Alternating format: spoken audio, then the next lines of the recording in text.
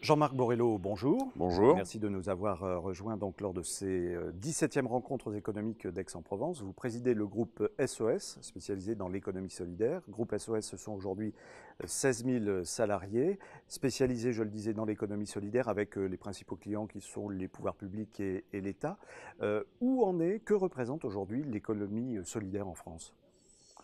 L'économie sociale et solidaire, ça doit toujours représenter à peu près 10% du produit intérieur brut et 12% de l'emploi, mais objectivement, le vocable recouvre des choses qui sont difficiles à additionner à des grandes banques coopératives, des mutuelles et des associations et des fondations. Donc, ça se retrouve dans une grande famille, mais ça n'est pas très significatif lorsqu'on les additionne.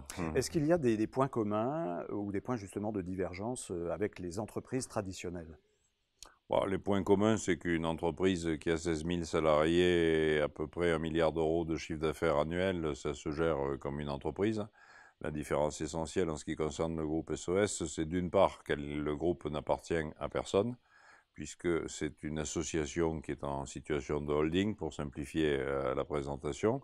Donc il n'y a pas d'actionnaire, il n'y a pas de dividendes.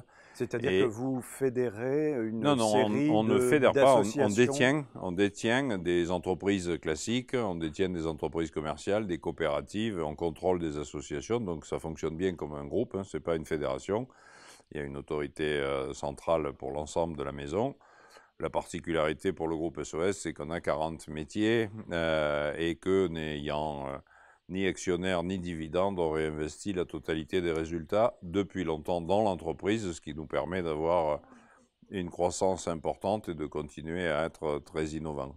Alors, société à but non lucratif, généralement.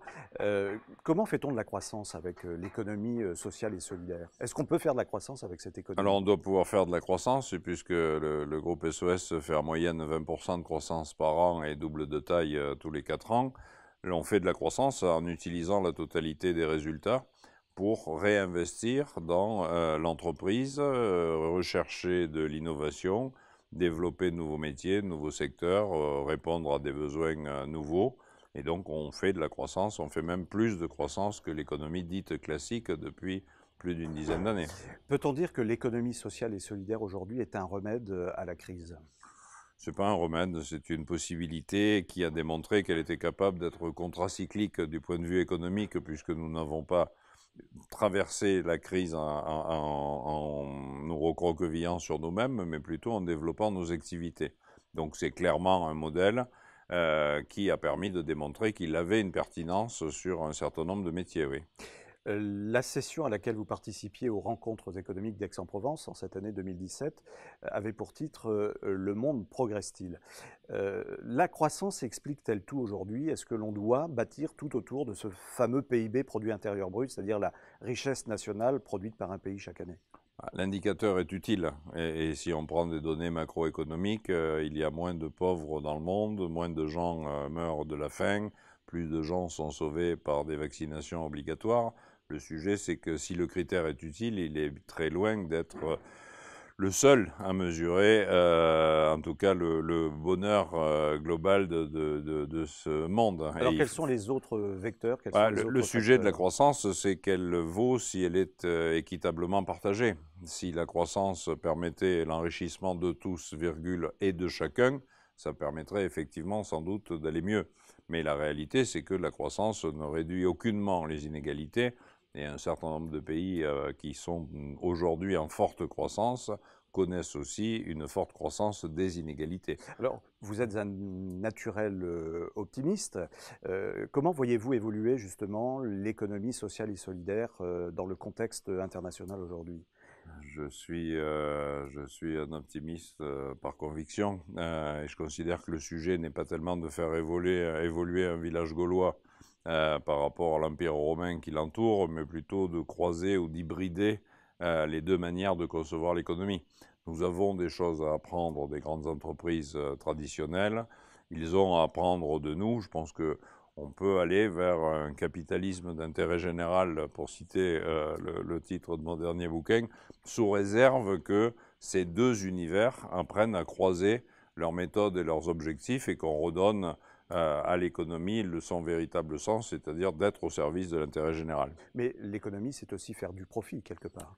C'est faire du profit. Et la deuxième question, c'est que fait-on du profit? Si le profit sert à augmenter indéfiniment la part des dividendes versés aux actionnaires, le profit n'a pas d'intérêt du point de vue de l'intérêt général.